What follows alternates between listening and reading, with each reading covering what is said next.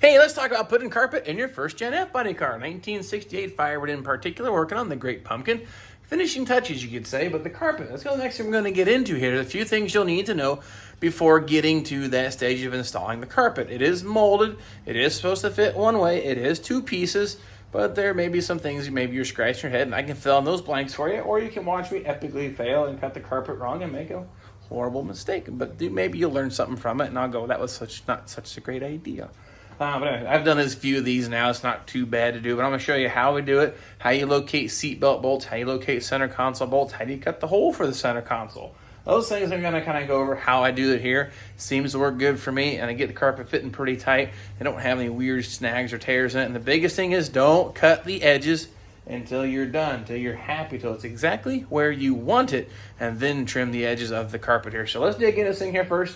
We're going to get here, I'll show you on the inside what we're doing for prep work, and then we'll get the carpet laid out and we'll get it put into place. All right, what's the prep work? Well, of course, the first thing is probably vacuum the carpet, get all the junk and debris you want out of here, because, well, once the carpet's in, you're not getting back underneath this stuff very easily. But if you look here right quick, you see the bolts, all the bolts, center console mounting bolts, seat mounting bolts, seat belt bolts, always here in the front, they're all kind of put into place.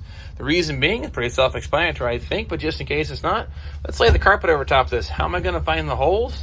Well, I put the bolts here so I can put my hand on the carpet. I can feel that poking through. Just make a little slice in the carpet. Once I'm happy with the location, then I can extract the bolt, put the bolt back in the hole, and I've located my holes the quick and easy way. Now, that's how I do it. And I've seen some folks take, like, toothpicks and other things, but I like to step in and out of the car. The last thing I want to do is step on a toothpick. But do what you want with that information, but find some way to locate all your holes prior to laying the carpet in. This just seems to work for me. And I've seen another trick is once you locate the hole, use a soldering iron, one that's kind of old and crappy, heat it up, and it'll actually melt through the carpet and doesn't leave any strands pulling out. So I might try that this time around. I've never done that, but I may give that a go this time, because I have like 3 of those old soldering pencils, whatever. You'll have to cut out a hole around the dimmer switch, so make sure that's mounted in place where you want it at. And then when it comes to the kick panels, the carpet actually kind of goes up behind the kick panels, so you could technically, I guess, leave those out, put the carpet in first, and then install the kick panels. But my order of operation, how I assemble these cars, I don't like putting those things in. They are a pain in the butt to wrestle, and not to mention the parking brake mechanism. That has to go in afterwards, and the nuts that hold to the firewall, well, they're a pain in the butt to get to. I like to get that put into place for assembling the whole front of the car, because it's a whole lot easier to get to that hardware then. But that's just a rambling on a little bit, but that's just a little FYI, I guess you say. And when it comes to center console, you have a couple choices for the shifter. You could unbolt the whole thing, lay the carpet on and do the same thing and locate it, but I don't think I want to unbolt that or anything. You still have to trim out around it anyway. What I'll do is I'll kind of roughly locate the center console and just make a slice in the carpet just front to back. Lay it over top of it, and we trim it out as we put the carpet down. And once you get the carpet into place, then that's fine. I don't really have to mess with removing the shifter. Now, when it comes back here to the rear panels, I put the armrest panels in for test fitting. I like it. If you look down here in the corner, there's a little piece there of vinyl. Here's an extra piece that I actually cut out. That needs to be put into place first. That goes in behind the windlace and behind the armrest piece and kind of lays into here in your carpet. Well, actually, I'll show you on this side here. Will end up laying right here on top of that. So you have to trim the carpet really nice on this edge, so when it's all said and done. But I've got these unscrewed for now, so I get the carpet tucked up underneath, and I'll re-secure them into place. The first things first, the rear section goes in first. A 2-piece carpet. There's a seam about midway here. The front section lays on top of the rear. So we'll get the rear section laid in place and orientated and kind of get tucked into place. Then we'll get the front section going. I'll show you how that goes. All right, let's get started. Here's our carpet for the rear section. Now, how do I know that? Well, there's no bead or seam or a nice little edge on the carpet. It's just got rough edges on the front and the back. And you also see this jute padding, or whatever the heck it's called, on the back side of it. This is on the floorboard where the rear passengers, where their feet are going to be. This is underneath the front seat. So orientation, this is towards the rear of the car, and the cutout here is towards in the front. I'll kind of get this kind of roughly laid into place. Like so, and done, right? Yeah, as simple as that. Like I said, it is molded, but it doesn't really show how well it's molded. That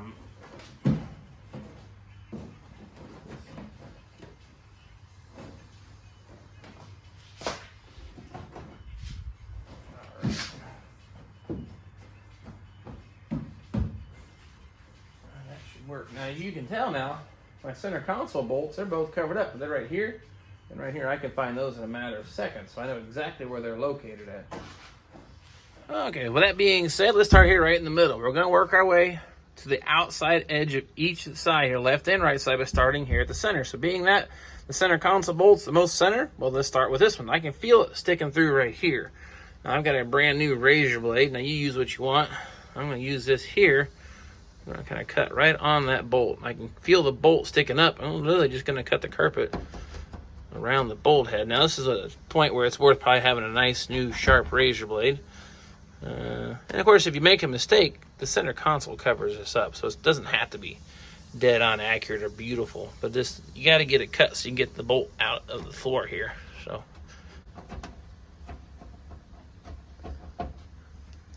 okay, look at that nice hole, and I can get right there to the screw, and that should work for that one.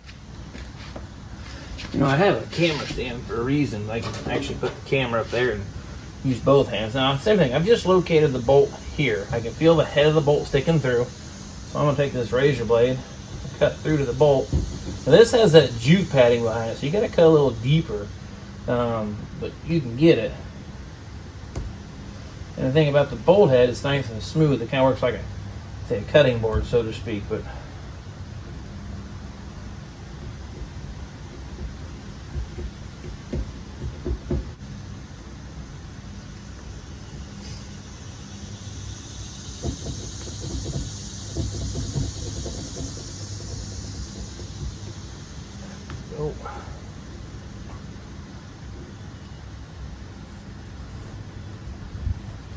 of course, the white fuzz looks fantastic on top of the black carpet. Okay, now that bolt.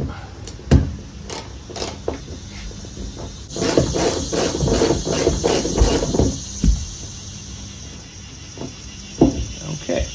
All right, let's move on to the next part. Let's go ahead and install the seat belt because we can. What we're going to do, have you ever got these little covers for the front lap belts? They can be a little bit of a pickle to get back on if you don't understand how it works, but it's actually not too complicated. But check your orientation of the buckle or your strap or your seat belt, and you actually slide it through this little plastic cover all the way, pull some slack through, you get past that point, and then you actually do it kind of like this. Layer it like so. Then what we can do is you take the bolt, stab it through. And there's still enough room now to get your wrench or socket on and get this thing tightened down and snugged into place. But look at that right there. Put it into place, get your hand started, and then run it down with your ratchet and pull the cover over.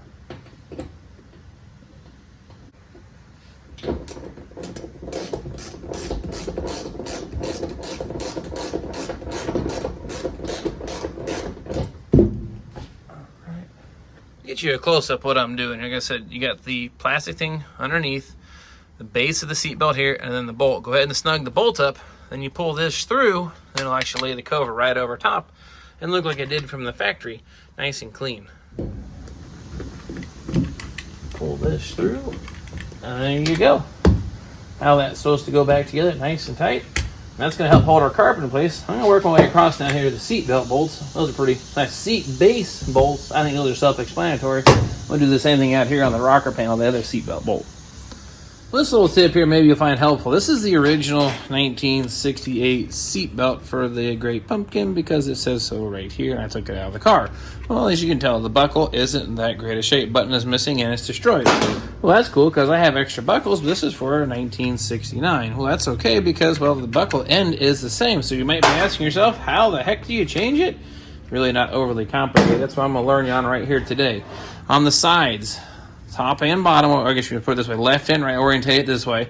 That's where it locks in. And you got to pry that out, and you can actually pull the buckle cover off. So I'm going to get in here beside it. Once I get apart, yes, it really is that easy. See those little knots right here and knots right here? That's what you're trying to kick out, those pieces there and there out of the actual buckle. That's what actually hooks it on. Once you undo that, then you flip it out. So this is our junk one. I'll do it again. Look in here, we'll go between the chrome part and the plastic part. We're just going to get a screwdriver so I'm going to pry it up just a little bit. As you can see now, it's actually separated and pulling out. Now we'll jump over here to the other side, do the same thing. we go. I had a little more leverage there. And once it's undone, we'll pull here, pull out. There you go. And that, my friends, is how you take the buckle cover off. And now I've got a spare buckle cover. Now I can put right back on that 68 buckle. And I can restore my original seat belt. Not to mention the chrome on this one's a little better shape anyway. So that's another reason to use it. But you can actually buy these replacement covers too in case you wanted to replace them, wondering how to change it. Well, that's how you do it. The installation, pretty simple. There's a little metal bar. Make sure that's here in the front. It looks like these right here. That one still has it. We hook the rear first, line it up, and just push it together. Snaps you like a snap tight model. Good to go. All right, got you all set up here. Seat bolts through, outside seat belt and the rocker panel, both sides taken care of. Inside one here, there's the center console. Notched around these little brackets here for the rear seat. I suspect, just keep it tucked up high. I cut one back here too far and you can see it poking through, so I just notch it just enough to fit around those. So what we're gonna do next though, we're gonna get into trimming the edge of the carpet. I leave most of here underneath the sill plate because it'll actually have screws and kind of go over it, hold it in place. But we need to make a nice clean edge and know where to cut it at. Now I don't want to take a razor blade and cut through this way because then I'll damage my vinyl laying underneath here. So what I'm thinking about doing, I'm gonna take a piece of tape, my favorite stuff, lay a piece of tape on the inside, exactly where I want the cut to be, cut it, and then fold over into place to see how that looks. And of course the neighbor's going to cut the grass again, but hey, that happens. We live in a vinyl village. Again, I want to figure out where I want to cut it at. I'll use my least favorite tape in the world here. I'm going to go something like this.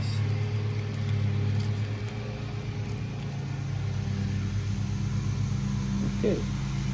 Now I know I need to cut just on that side of that line.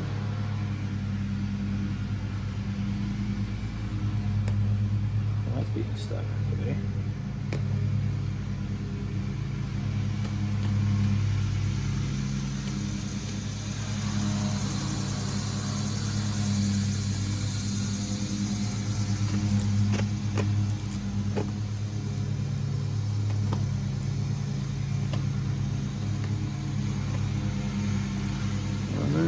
Cut.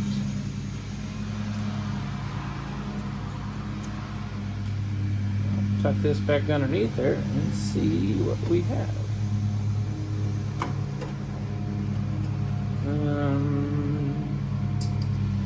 Need to trim it back just a little further. It's up a little high on the side here, but at least I had a place to start and didn't damage it. So we're going to trim this back just a little bit more.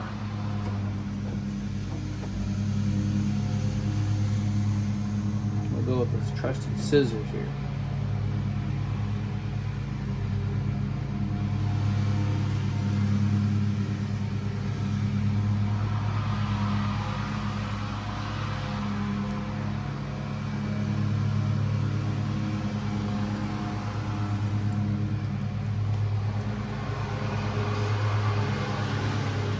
Much cleaner, much better. Let me show you what we have there. All right, so what's that look like? Well, check this out right now. Now, this is where we'll push this into place, put the screws in it. This will have a nice clean edge up against that vinyl piece there. Then we'll put our sill plates in here, and it covers all this up, and that's really nice when it's all said and done. So I'm going to put these two screws back in and work our way forward. So at this point, I'm going to call the rear section officially installed and done. Looking pretty good, all tucked up where it needs to be. Again, I'm not going to trim that off yet until I'm actually done. We're going to get the front part in. Now, the thing about the center console, we're going to put a little relief cut in it to begin with to get that carpet to go over top of that.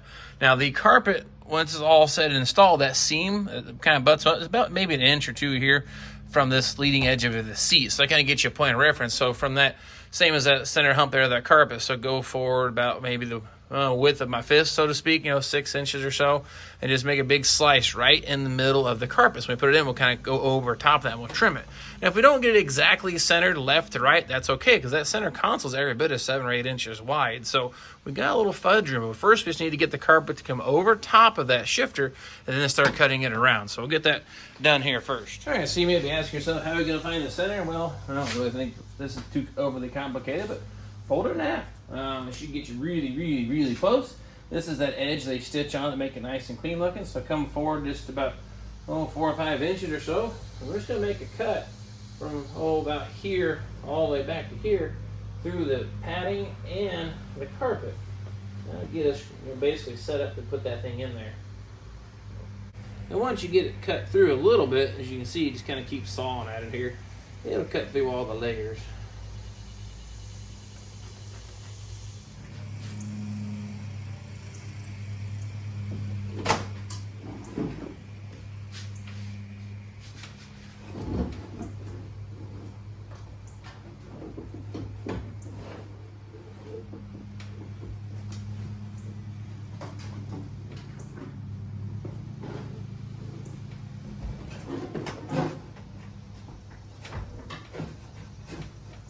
Now what we're going to do next, like I said, this is kind of a very rough cut. As you can tell, we got it kind of tucked up into place, almost the right distance forward.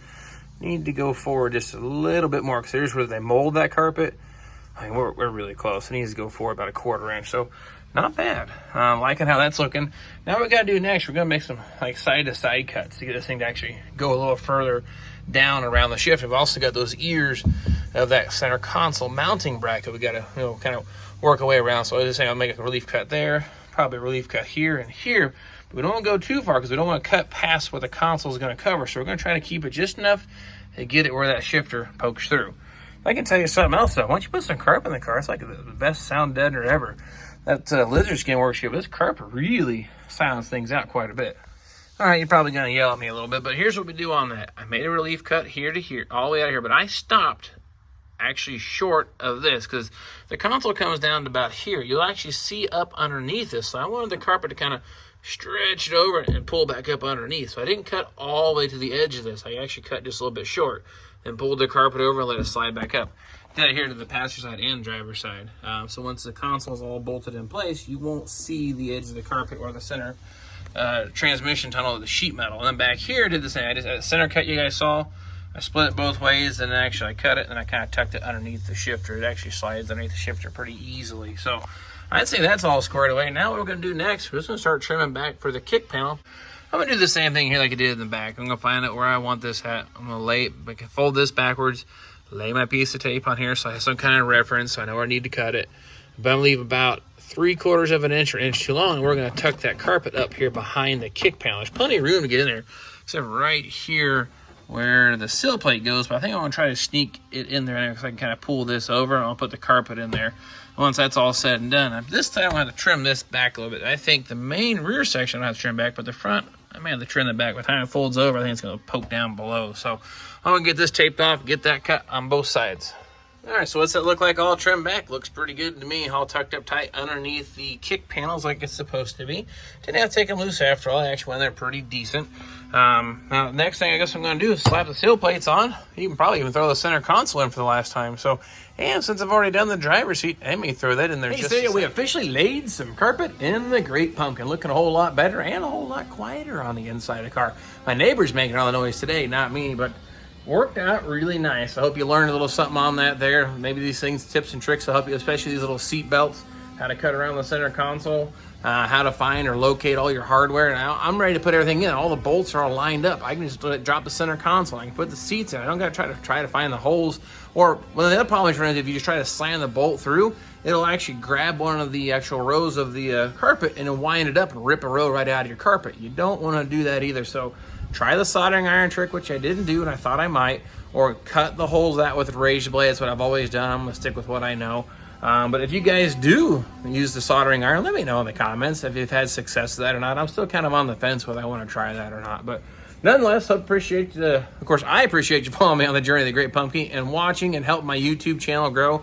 That's been kind of the side effect of this whole thing. Been kind of cool doing that. Building cars, I've done quite a few of them in my lifetime, but building a YouTube channel, this is new and has been a lot of fun. It only happens with you watching the videos, sharing with your friends, and I definitely appreciate that. It's been kind of doing, I guess in my opinion, a fantastic growth and doing well. So appreciate you guys following me, building the Great Pumpkin. I hope you get something out of it in return. It's why I'm doing this, sharing what I've learned over the years, the right, the wrong way, and the BBG way. So next go around, we're going to do some seats, going to do some upholstery. And you upholstery guys, you're going to probably look at me and go, oh God, don't do it like that. But you'll see when I'm done. It works, and it makes it a lot easier, just in my opinion. It's how I do it. Hopefully you guys learned something from it here just the same. But I'm going to clean up my little mess here. Maybe put some sill plates in, spend a few more minutes. But I'm going to grab the camera. I'm going to do some seats next go around, and I hope to see you guys then.